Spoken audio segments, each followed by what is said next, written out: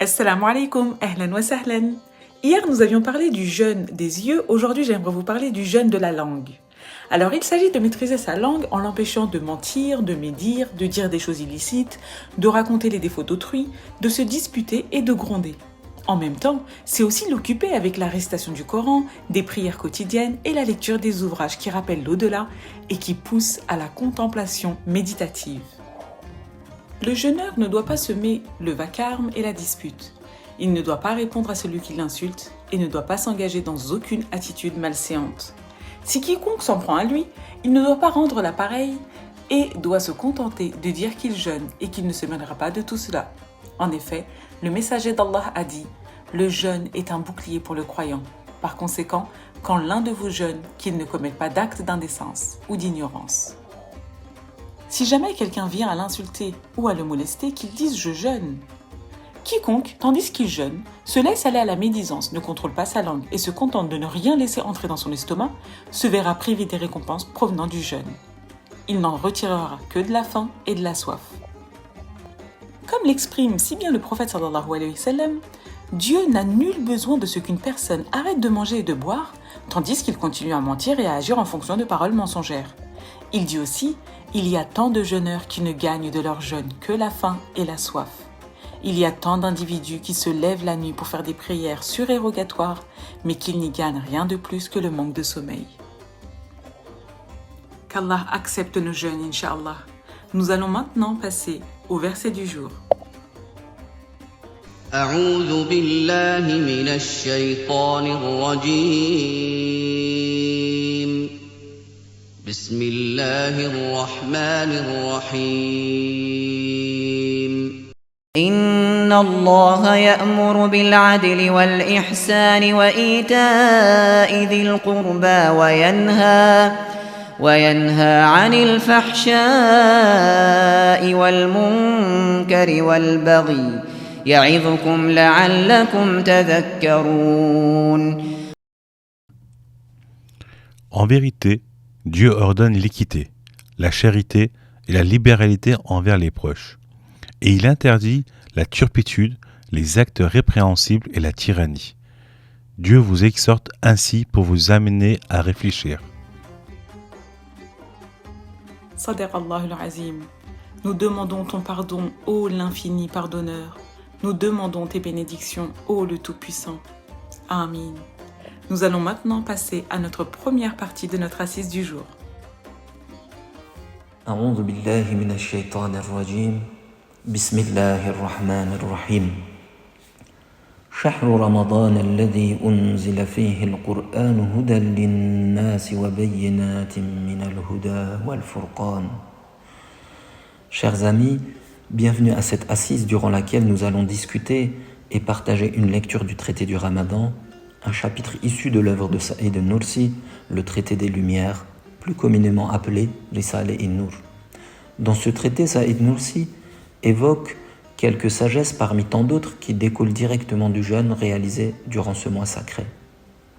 Durant cette assise, nous allons lire et découvrir ensemble la 5e subtilité qui découle du verset récité tout à l'heure dans lequel Dieu nous dit « Ces jours sont le mois de Ramadan au cours duquel le Coran a été descendu comme guide pour les gens, épreuve claire de la bonne direction et du discernement. » Nous allons dans un premier temps lire la 5e approche, cette 5e subtilité dans son ensemble, puis nous allons revenir partie par partie. 5e approche. Un des nombreux exemples de sagesse du jeûne de Ramadan est d'améliorer la conduite de l'âme et de renoncer à ses mauvaises habitudes. Voici comment l'âme humaine s'oublie par insouciance. Elle ne peut pas voir le fait d'être totalement impuissante, pauvre et fautive. Elle ne veut non plus voir cela. Et elle ne pense pas qu'elle est si faible et exposée à disparaître et se trouve cible des calamités. Elle ne voit pas qu'elle est composée de chair et d'os qui se dispersent et se détériorent rapidement. Elle assaille le monde comme si elle possédait un corps fait d'acier et s'imagine être éternelle. Elle se lance sur le monde avec avidité intense, voracité, attachement passionné et amour. Elle s'attache à toutes les choses avec plaisir et profit. De plus, elle oublie son Créateur qui l'éduque avec compassion parfaite, et alors elle ne pense pas à sa vie dans l'au-delà et aux résultats de cette vie. En effet, sa vie s'écoule dans l'immoralité. Donc, le jeûne du mois béni de Ramadan fait sentir la faiblesse des gens, leur pauvreté et leurs besoins, aux plus têtus et inattentifs. Au moyen de la faim, ils pensent à leur estomac, ils comprennent le besoin de ce dernier, ils comprennent comment le corps fragile est faible et perçoivent comment ils sont pauvres de compassion et de bonté. Donc, ils abandonnent le despotisme de l'âme et par la reconnaissance de leur impuissance totale et leurs besoins, ils perçoivent un désir de prendre refuge à la cour divine. Et ils se préparent à frapper à la porte de la pitié avec des remerciements spirituels, tant que l'insouciance n'a pas corrompu leur cœur. Le nefs porte en lui des mœurs et une morale, un caractère d'animalité.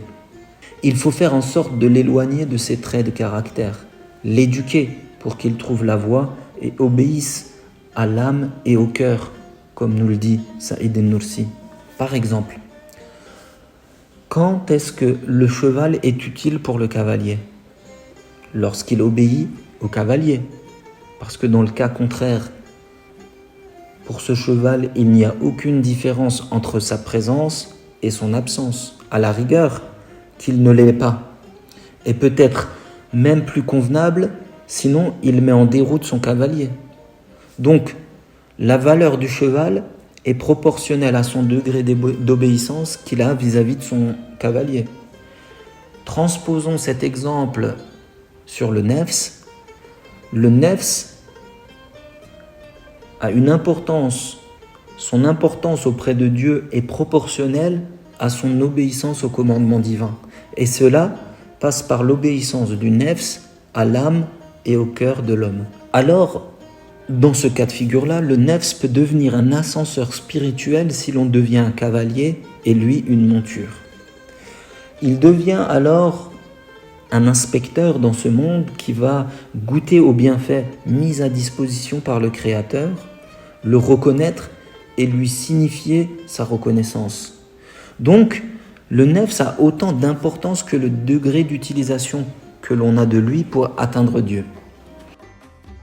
Celui qui n'a pas abandonné Youssouf alayhi salam dans le puits, Ibrahim alayhi salam dans le feu, Younous alayhi salam dans le ventre de la baleine, eh bien, nous aussi, il ne nous abandonnera pas dans nos moments difficiles. Maintenant, nous allons écouter un poème de Mevlana Jalaluddin Rumi. Si tu peux, ne revêt pas l'habit de l'amour. Quand tu l'as revêtu, ne crie pas pour chaque danger. Brûle dans cet habit, mais reste silencieux. Car après la patience, viendra un jour la joie. Ô toi, le médecin de notre douleur, cette douleur est sans borne, qu'ordonnes-tu? Par Dieu, si tu as des milliers de remèdes, je ne guérirai pas mon âme si tu ne montres pas ton visage. Dans le chemin du désir, il faut être seul. Il faut être le compagnon de la douleur. Courir vers l'union n'est pas le fait d'un homme viril. La bravoure se manifeste au jour de la séparation. Quand nous sommes séparés, loin de la poussière de ton seuil, nous sommes toujours dans les pleurs et les gémissements, comme la bougie qui se liquéfie par ses larmes, et comme le luth dont la plainte cause nos chants. Je ne suis pas désespéré, quoique tu m'aies oublié, ou qu'après moi tu aies pris un autre ami. Je supporterai mon chagrin pour toi tant que je vivrai. Il y a beaucoup d'espoir dans l'absence d'espoir. Dans ce poème, Rumi nous montre les difficultés que peut avoir un croyant. En effet, croire en Dieu n'est pas facile. Rester dans sa voie, suivre sa voie, est tout aussi compliqué. Rumi dit que quand on s'est mis sur cette route et qu'on a accepté tous les dangers et les difficultés, il ne faut pas s'en plaindre. Il faut brûler en silence. Il faut accepter les difficultés. Car, il le dit, si on patiente, la joie viendra. Si on arrive à supporter toutes les difficultés, par la suite, à nous sera la récompense. Pour Rumi, le croyant est un homme qui souffre. Mais pas seulement, car les ordres de Dieu sont compliqués. Le croyant souffre également, car il espère toujours s'unir à Dieu, et c'est cette attente qui lui est insupportable. Bien que, dans notre vie, Dieu nous donne nos récompenses même dans ce monde, Rumi semble dire que peu importe les récompenses qu'on aura dans ce monde, si on ne peut pas voir son visage, si on ne peut pas s'unir à Dieu, tout cela ne sert à rien. Mais c'est trop difficile, car on est seul dans ce chemin. Tout le monde est maître de son propre destin. Si on désire obtenir ce quelque chose, il faut le faire par soi-même. Il faut être le compagnon de la douleur et accepter les peines, tout comme les joies. Rumi, par la suite, vers la fin de ce poème, va comparer l'homme et le croyant à une bougie. Certes, la bougie produit la lumière, mais c'est en se consumant, c'est en souffrant qu'il le fait. Rumi va également comparer l'homme à un luth. Il nous explique ainsi que même si ce qu'on raconte, que même si le chant qu'on provoque est agréable, en réalité, cela provient d'une plainte. Mais attention, chez Rumi, ce message n'est pas un message de désespoir. Au contraire, il dira qu'il n'est pas désespéré. Quoi qu'il arrive, même s'il a été oublié, même si Dieu s'est détourné de lui, le croyant restera toujours dans sa voie. Il supportera ce chagrin jusqu'à ce que il supportera ce chagrin jusqu'au jour de la réunification. Aïcha radiallahu anha rapporte que le prophète sallallahu alayhi wa sallam avait l'habitude de se lever la nuit pour prier, au point que ses plantes de pied se crevassent. J'ai fini par lui dire « Ô messager d'Allah, pourquoi fais-tu cela alors qu'Allah t'a pardonné tes péchés passés et à venir ?» Il m'a répondu « Ne devrais-je pas me montrer un serviteur reconnaissant ?» Maintenant, nous allons écouter la deuxième partie de notre assise spirituelle. Mais alors la question qu'on peut se poser, pourquoi les anges n'arrivent pas à atteindre les hommes dans l'avancement, dans le progrès, dans la spiritualité? Rappelons tout d'abord dans la sourate 2, versets 30 à 34, cet échange entre Dieu et les anges concernant la création d'Adam, le premier être humain. Lorsque ton Seigneur confia aux anges « Je vais établir sur la terre un vicaire, un califat », ils dirent « Vas-tu y désigner un qui y mettra le désordre et répandra le sang, quand nous sommes là à te sanctifier et à te glorifier ?» Il dit « En vérité, je sais ce que vous ne savez pas. » Et il apprit à Adam tous les noms de toutes choses, puis il les présenta aux anges et dit « Informez-moi des noms de ceux-là, si vous êtes véridiques dans votre prétention que vous êtes plus méritant qu'Adam. » Ils dirent « Gloire à toi, nous n'avons de savoir que ce que tu nous as appris. Certes, c'est toi l'omniscient, le sage. » Il dit « Ô Adam, informe-les de ces noms. » Puis quand celui-ci les eut informés de ces noms, Allah dit « Ne vous ai-je pas dit que je connais les mystères des cieux et de la terre et que je sais ce que vous divulguez et ce que vous cachez ?» Et lorsque nous demandâmes aux anges de se prosterner devant Adam, ils se prosternèrent à l'exception d'Iblis qui refusa, s'enfla d'orgueil et fut parmi les infidèles. Alors partant de ces versets-là, l'être humain a une valeur particulière auprès de Dieu. Il demande aux anges de se prosterner face à l'homme, donc une créature de nature infaillible qui a été créée dans l'unique but de glorifier et sanctifier Dieu, se prosterne devant une créature faillible et ouverte au péché. Comment l'expliquer?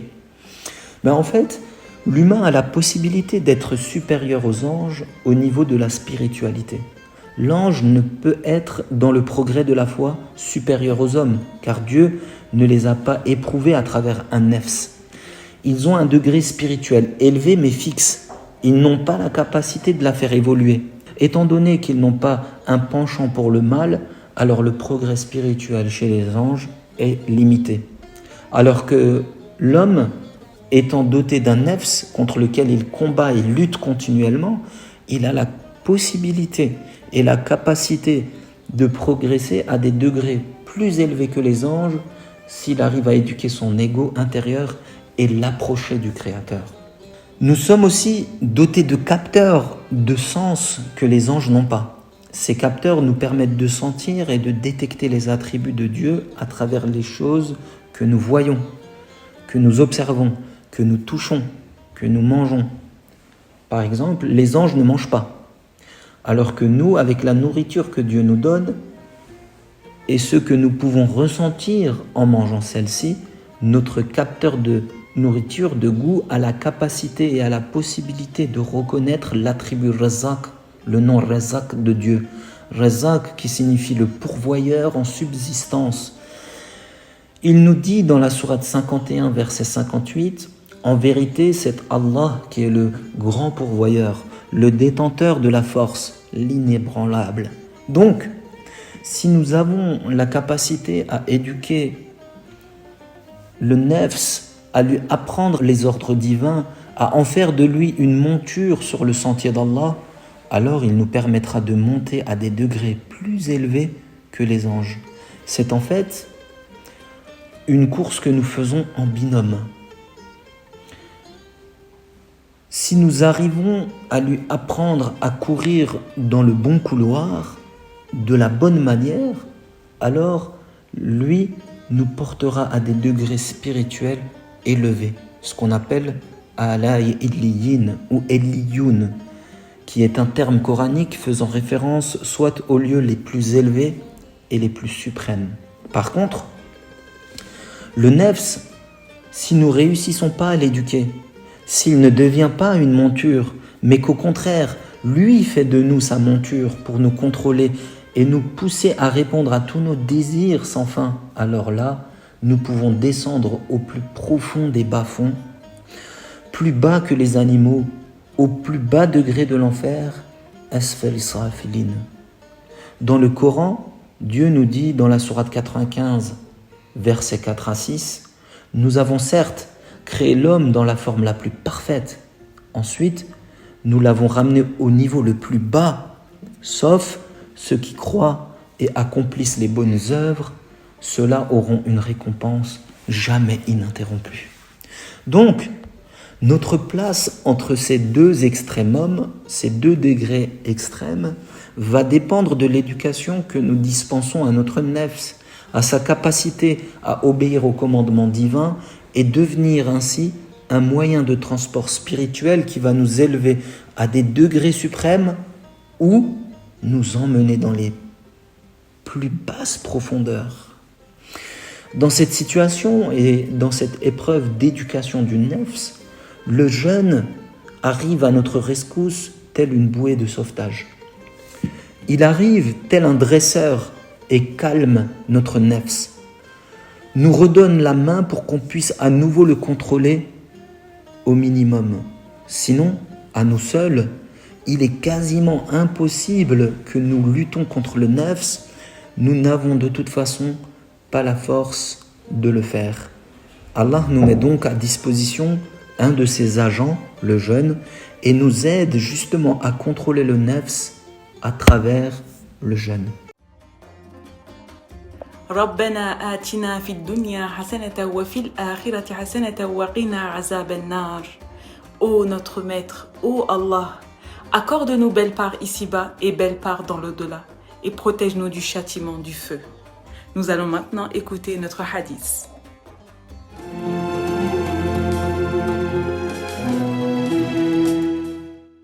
L'abandon des paroles et des actions futiles fait partie des beautés de l'islam.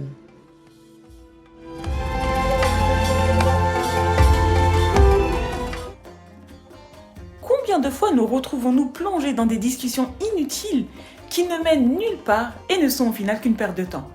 Rien ne nous empêche de parler, mais essayons d'utiliser notre langue pour faire du bien autant que possible. L'islam, notre noble religion, nous ordonne de nous engager dans des choses bonnes et utiles dans tous les domaines de notre vie. Il nous encourage à accomplir de bonnes actions avec foi. L'islam nous conseille d'éviter la perte de temps qui gaspille l'effort et de se préserver des affaires qui ne sont bénéfiques ni pour le monde d'ici-bas, ni pour l'au-delà. Depuis quelques années dans certains pays, une nouvelle philosophie, un nouveau mode de vie a vu le jour. Le minimalisme qui consiste à se contenter du minimum pour vivre. Le minimaliste choisit d'éradiquer de sa vie tous les superflus afin de pouvoir se recentrer sur ce qui est essentiel.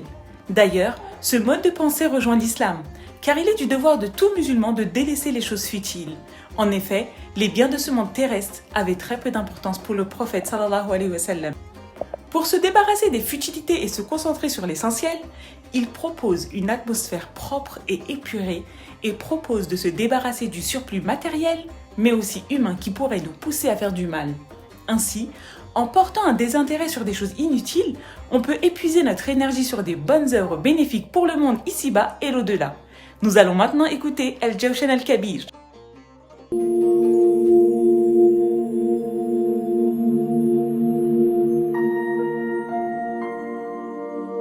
وأسألك بأسمائك يا جليل. Ô mon Dieu, je t'implore et te demande par égard pour tes beaux noms. Ô Jalil, maître de l'infinie grandeur. Ya Jamil. Ô Jamil, le beau qui donne de la beauté à toute chose. Ya Wakil. Ô Wakil, garant de la provision et du maintien de ses créatures.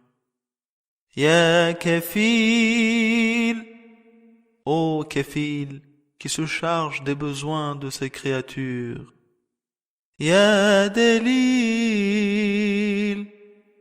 Ô Dalil, qui montre le droit chemin à ses serviteurs.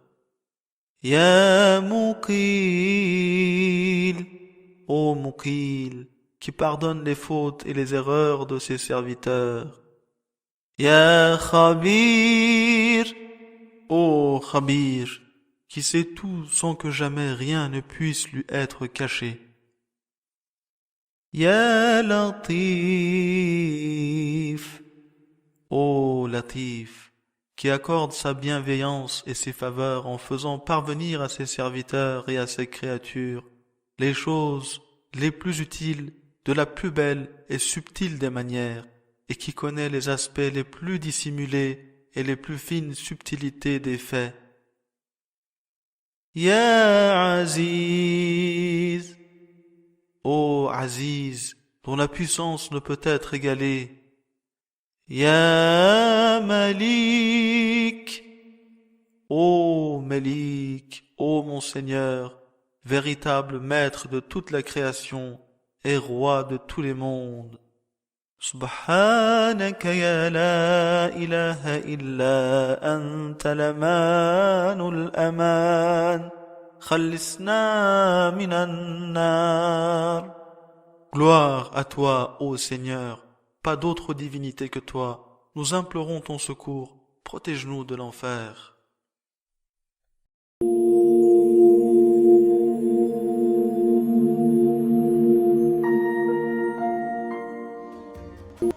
D'après Enes radiallahu anhu, le prophète sallallahu alayhi wa sallam répétait fréquemment cette invocation. Mon Dieu, accorde-nous un bienfait dans ce monde et un bienfait dans l'autre monde et épargne-nous du châtiment du feu. Amin. Maintenant, nous allons écouter les beaux noms d'Allah subhanahu wa ta'ala.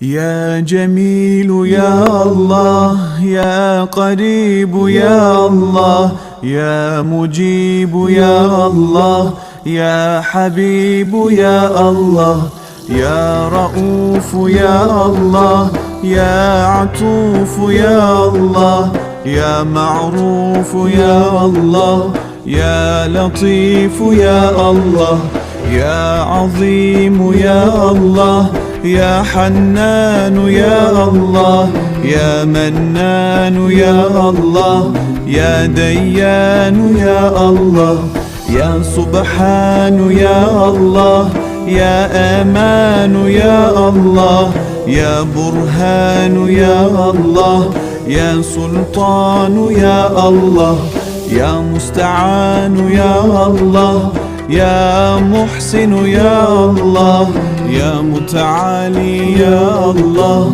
يا رحمن يا الله يا رحيم يا الله يا كريم يا الله يا مجيد يا الله يا فرد يا الله يا ذكر يا الله يا أحد يا الله يا صمد يا الله يا محمود يا الله يا صادق الوعد يا الله يا علي يا الله يا غني يا الله يا شافي يا الله يا كافي يا الله يا معافي يا الله يا باقي يا الله يا هادي يا الله يا قادر يا الله يا ساتر يا الله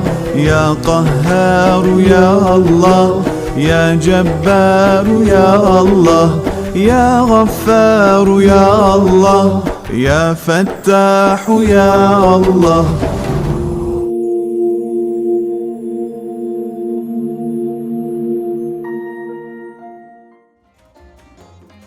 Nous avons terminé pour aujourd'hui. N'oubliez pas de partager avec vos amis cette émission spéciale Ramadan. Je vous souhaite une bonne soirée et à demain.